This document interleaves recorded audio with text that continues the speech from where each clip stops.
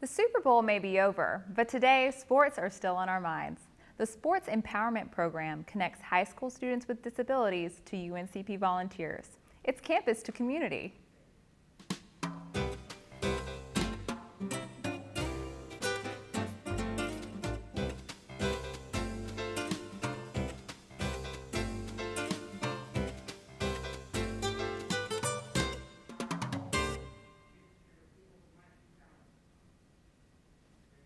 Welcome to Campus to Community. Thanks for tuning in. I'm Hannah Baggott-Anderson, Lecturer of English and Literacy Commons Faculty Fellow. With me today to talk about the Sports Empowerment Program are Madison Wilcox, alumna and Sports Empowerment co-founder, and Abigail Foster, Student Service Leader. Thanks for joining me today, Madison and Abigail. Thank you for having us. Thank you so much. To start off our conversation today, tell us, what is sports empowerment? Sports Empowerment is an inclusive day camp for students of all abilities in the community. So what we've done is we've asked students from the self-contained classrooms from local high schools to come onto campus, along with their typically developing peers who are in mainstream classrooms to come onto campus to have a day of inclusive softball. Excellent. And we also participate in other different sports as well. Like this year, we will be participating in football, baseball, soccer, and basketball. And we will be having students from 3 different high schools, Parnell Sweat, Lumberton High School, and South Robinson. And they will come in and have an amazing day with us on UNCP. Excellent. I love that. It's exciting. How did this program start up? I know that it's something that's somewhat popular, at least in CCE, but a lot of people don't know about it. So when did it start? So it started with an idea in 2014. I was a junior here at the time, and myself and another student, Ian Fennell, he was a freshman. I was majoring in exercise science, and he was majoring in special education like Abigail. And we decided that we wanted to do something on campus to kind of mimic experiences that we had had before coming to college, where we got to interact with people of different abilities than ourselves. And so we kind of took our idea to the Civic and Community Engagement Office, the Special Education Academic Faculty and Staff, the Accessibility Resource Center, and the Athletics Department, and just kind of said, this is our idea, what can we do? And Sports Empowerment happened. So, and our first Sports Empowerment program was in 2015. Great, so a quick turnaround there. Yes, it was. I'll ask you kind of both then, what has sparked your interest even to get into helping students with disabilities? Well, growing up, I have 2 brothers with autism, and one of the things is, when I was growing up, is like, what is this? Like, my brothers were different than any of my friends or my peers. And I was asking my parents, like, what is this? What is autism? And as I continued to grow up, I went and observed the programs that they've been a part of, like the Special Olympics or the Miracle League, stuff like that. And I knew I wanted to do that. And it didn't really hit me that I wanted to do special education until I set foot onto Pembroke. I actually came here as a broadcasting major.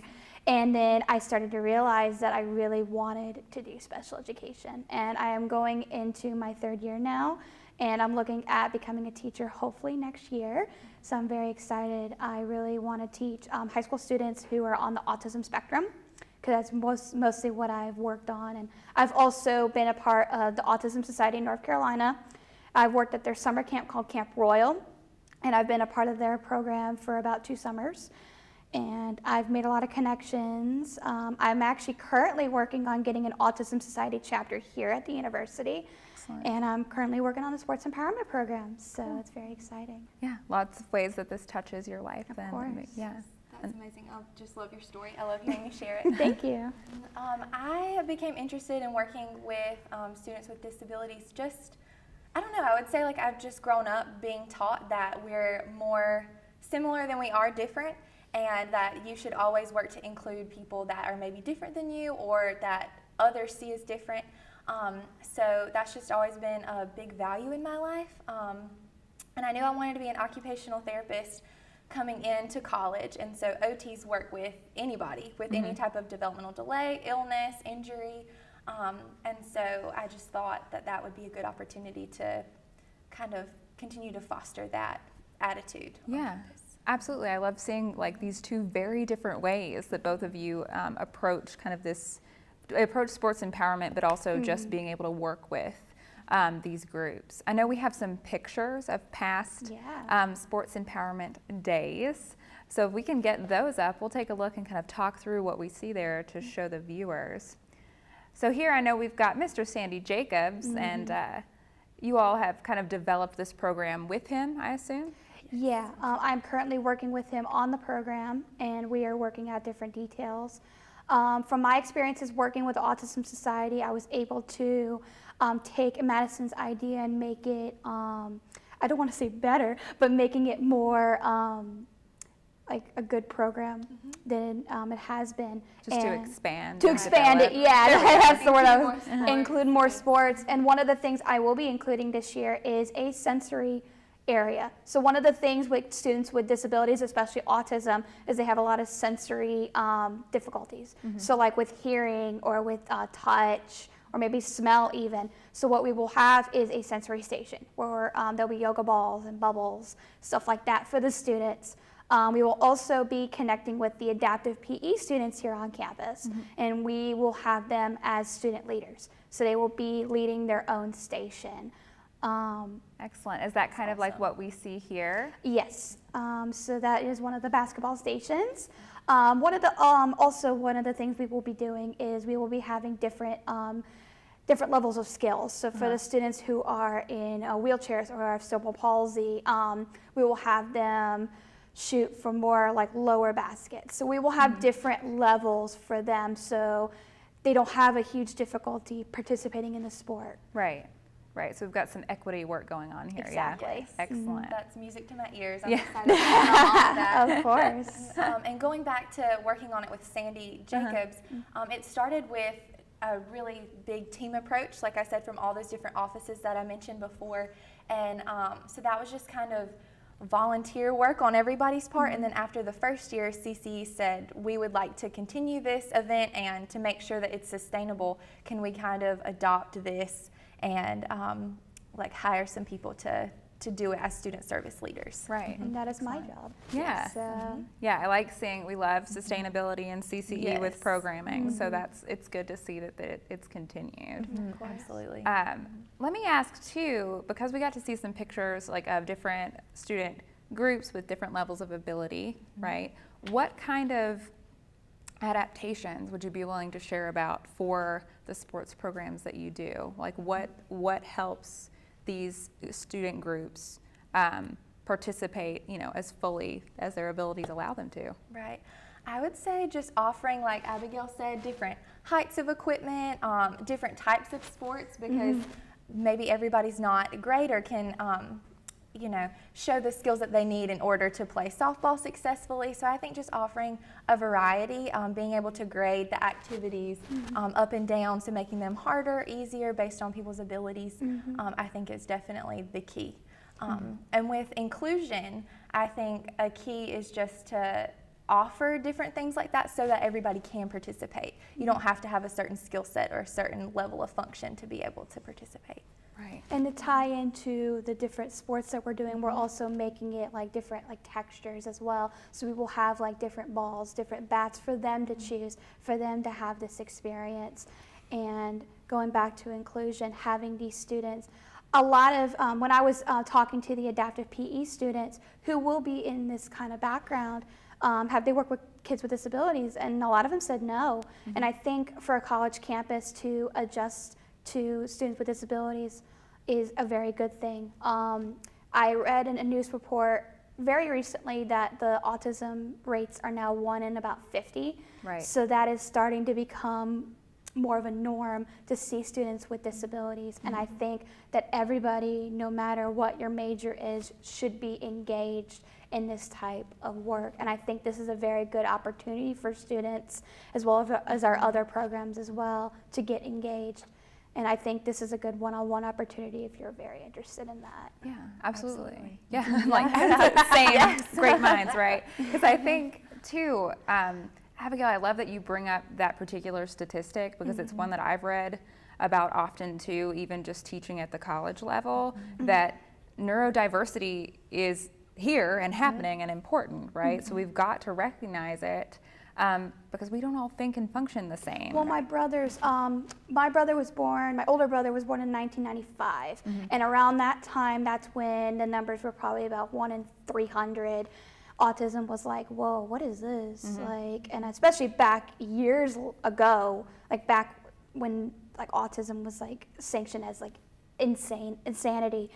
And my mother was very like concerned and wanting to know what this was. And when my younger brother was diagnosed, it was like, okay, whoa, this is a lot. So my mother has been a huge like influencer when it comes to wanting to become a special education major. Because she has to be an advocate in your family. Exactly, right? exactly. And she's been strong, and both her and my father have been really strong and engaging. And so then what does that mean then, I guess, Abigail, taking like from your family experience, but then applying it to what we're having student volunteers at UNCP do?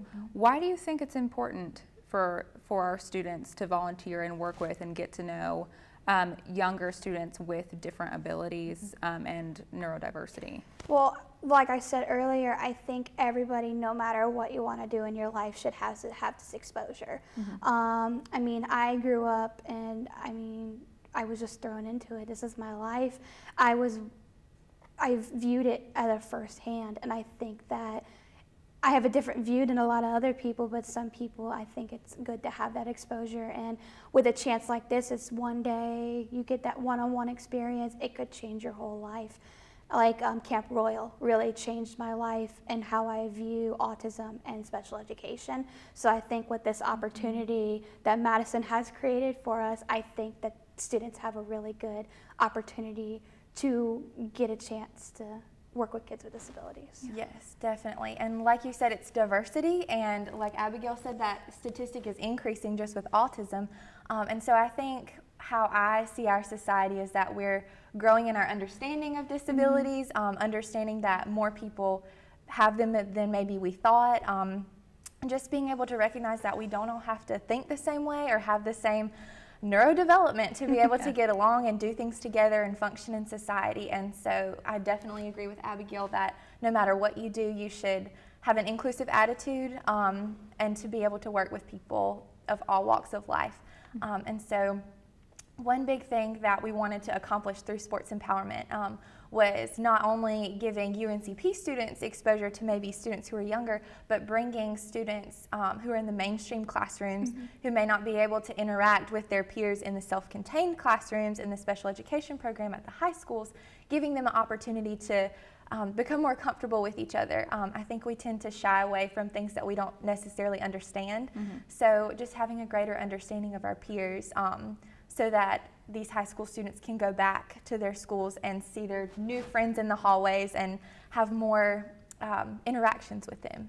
Right, good. Could you clarify for not only me, but also our viewers about what the term self-contained classroom is? So self-contained is when they're basically in their classroom about maybe 80 to 100% of the time. So they never really go out and have that inclusion, that mainstream exposure. And a lot of students are in self-contained, and they just basically, like I said, stay in the classroom. And that's something, especially when I become an educator, that I want to break. I want to break the barriers of self-contained. I mean, there are some students who really do need that, but then there are some students who really need that social exposure. And I think that breaking with the mainstream students will really be a benefit for this. Yes. And I want to think that it's IDEA, which is the legislation, I could have that totally wrong, that talks about how to kind of place students in their least restrictive environments in the classroom. And so I think lots of times we think, you know, that keeping students separate is not a great thing, but in terms of like being able to teach them, like you said, some students might need that environment in order to learn and to be able to grow in their curriculum that they're on in school. So I think providing these different extracurricular activities and, you know, social inclusion when we can is definitely important to do. Great. So that's something extracurricular to say, no, we have to do some things in school, but then when we get into like working not only like with our bodies and with sports, I don't even want to call it like the real world, because I know the real world doesn't mean we're all going to go out and play softball, but do you think, like, what do you think, you're implicitly already kind of answering this, but what else do you think that these high school students coming in for Sports Empowerment Days, like, get out of this? Oh, it's just seeing the smiles on their faces is something, and I've done this not just Sports Empowerment, but I've done this for years. Having them come out and actually participate in a sport, it just brings smiles to my face. It's heartwarming, and from my firsthand experience, my brothers have been through the same thing. Seeing them happy to play and being part of something that my parents never thought that they would ever be a part of is a great experience. And for me to have that experience and to bring that to the high school students is amazing. And I'm very honored to do this, and Madison's done a great job fostering this program and wanting it to be part of CCE, and it's such a great program. I really love it. It was an idea, and I'm thankful to be on a campus where so many people bought into our idea and gave us the resources to make it happen. But going back to your question, I think the biggest thing that I would just want students to get out of that day is just to have a greater understanding of each other. The first couple years, I'm not sure if you guys still do this, we sent out surveys. And so we just asked students if if they had ever worked with someone with a disability before, their comfort level doing that, and then we did like kind of a pre and post test, how they felt about those things before and after. So some people, it was their first exposure with people with different abilities than them, and we saw that their level of comfort increased. And I think that's all we can ask for, so that in society and in the real world, they're more comfortable interacting with people that are different than them. Yeah, absolutely. That kind of brings me to think about, do you offer any training to UNCP students before they would be working with these particular groups? We do have, for our team leaders, we do have short meetings just to discuss like what your job is, what is expected. We do talk about something called person first language, where we put the person before the disability. So instead of saying an autistic child, we would say a child with autism, or a child in a wheelchair. It's so we basically put the person before the disability. We teach them that as well, and I explain to them different, especially with the new programs that we're implementing. We will be implementing a lot of communication devices, communication nearby. So what I'm going to do is I'm going to be teaching these team leaders, like, here are some resources. I'm here too. There'll be other people here. So if you ever need anything, because a lot of the time working with kids with disabilities, you never know what's going to happen. One day that you'll have like a good day, sometimes you'll have a bad day, and it just depends on how the student is doing that day. And that's what I want them to be aware. If the child's having a bad day, there's a sensory area, they can come talk to me, stuff like that. Yeah, just take a break, right? And I know Madison and I were both super excited when you said person first language, because it's something that we had talked about before the program. Would you like to talk about, Madison, a little bit why that choice is important linguistically? I would say it's just another way to emphasize that our peers and our friends are our peers and our friends. And just like I'm a person, and then I'm also, whatever else I am. I'm not defined by the different things I participate in or the different barriers that I have. So I think, you can have a right attitude and not use person first language, but I think that is just a way to include it to kind of convey that message. Yeah, that's so great. I know, I'm so amped that just kind of came up organically. Because I know a lot of people don't know about person first. It's something that I think should be taught in any type of classroom, especially in the education department. They really heavily push on person first. Yeah. So. Yeah, and I think that's important too, because I know, and as someone that teaches English and rhetoric, like that is, it has such an effect, okay? Even if we're talking to, because I'm thinking about, we talk a lot about these student groups that we're working with, but how do we, and what do we say when we talk to them? Because like you're saying, there are peers, they are humans, they are people. It's not like, oh, I don't we can't communicate at all. So do you have to think through particular language choices when you're speaking with people that are neurodiverse? Of course, because a lot of students I've worked with, some communicate sign language, some communicate with the little iPads or with picture cards. So being aware of how they communicate expressively and receptively is something that's very key with working with kids with disabilities. And I really want to touch on that with the sports empowerment program this year. I will be asking the teachers if we're allowed to use these types of communication, because you never know. Like, I could be telling a child, hey, it's time to play some basketball, but they're not like getting it. They're not receiving the message well enough, like I would be telling you, let's go play basketball. Right. And that's something that really should be like put on. Yeah, so being able to use different technologies to communicate like the same way we would in speaking, but just with a different format. Yes, and I think talking to them and not about them, like not talking to your same typical peer about this student, like, oh, how should we do this for them? Asking them, how would you prefer that we go about this? What's easier for you? What's better for you?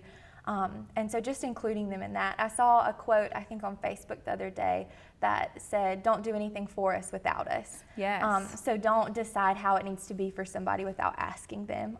Because just like we all have our preferences or things that work better or not as great for us, we need to make sure to ask our friends and our peers the same thing and give them that same level of control and respect. Yeah, I love that. That's like an empowering statement to even hear. Bringing it back a little bit to thinking about doing this like on UNCP's campus and on a small campus, right? How do you think that that's kind of created the space for this kind of opportunity? Well, I really think that that had a huge part in people buying into what mine and Ian's idea was. You know, I never went to school on a larger campus, so I'm really not sure how it could have maybe played out differently somewhere larger than UNCP, but I think here there's just a special atmosphere and a special attitude about the students, and I think the faculty and staff here are excited to invest their resources and their time and their effort into student ideas and making that happen because the faculty and staff are so accessible. Yeah. So I think that definitely played a part. Excellent. Think how inclusive everybody is. Pembroke being one of the most inclusive campuses in the state or maybe even in the country. I think that with the smaller class sizes and the more, like you said, the accessibility with the faculty and stuff like that is a really good benefit. And I think CCE does a really good job communicating with different partners and being able to make all these programs wonderful and great. And I know I've said this 100 times, but Madison's done a really good job taking this and building it up. And for me to take a part of it is very great. Yeah. And yeah, it's so exciting. I'd ask you too, Abigail, you mentioned that we have connections with 3 schools right now. we do. How many students are then planning on coming in to the next I don't have a programming? rough number as of right now, but it's going to probably be about 50 to 100, maybe give or take. That's awesome. So we've only worked with Lumberton and Parnell in the past, and this year we are working with South Robinson. Great. So to include more students is a very good opportunity for that. And who knows, maybe we'll include more high schools in the future. Yeah, So. because Robinson County is huge, right? Well, one of the things that I was told when I was a freshman here is Robinson County has one of the highest disability populations in the state of North Carolina. So it is crazy to like think about that. Because I'm from Wake County, so where services are very like there and open and stuff like that, and coming to Robinson County where that's not the case, and it's more of a diverse population. Yeah, and I know the funding is a little bit more challenging Oh, here, yeah. Oh, particularly versus Wake, if we're going to call attention to Right. that. Yeah. Right. Oh, goodness. Do either of you now, as we kind of head toward having to conclude our conversation here in a few minutes, do you have a favorite memory of one of your sports empowerment days? There was this one kid, I literally forgot his name. That's okay. It's been That's a while. Probably better. He was so attached to me. I was traveling around with the group, and he just was attached to me. He was like holding on to me, hugging me, and he was nonverbal. So he basically he would point to what he wanted, and he wanted me next to him the entire time. And it brought a smile to my face, maybe a little tear. It was just the cutest thing, and I didn't want to leave him. So hopefully I'll see him this year and be like, oh, do you remember me? Yeah, one really cool thing is that year after year you start to see some of the same faces.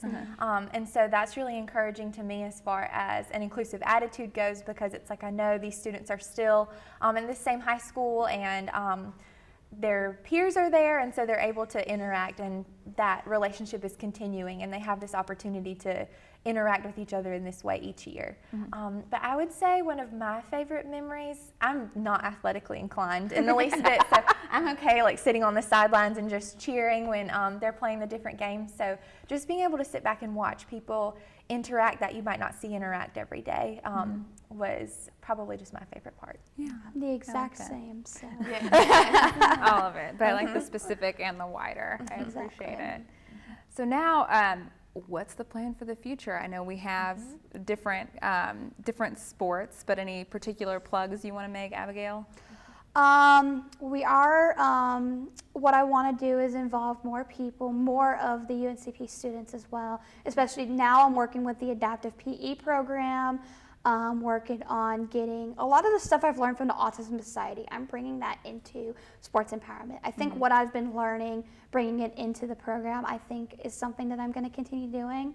As far as I know, I will probably be holding this program next year as well. So also just learn from this event here and learn from Madison and her guidance and see what we could improve on or what we can keep for our program next year, and hopefully maybe reach out to another high school. I mean, the more the merrier. Yes, yes, exactly.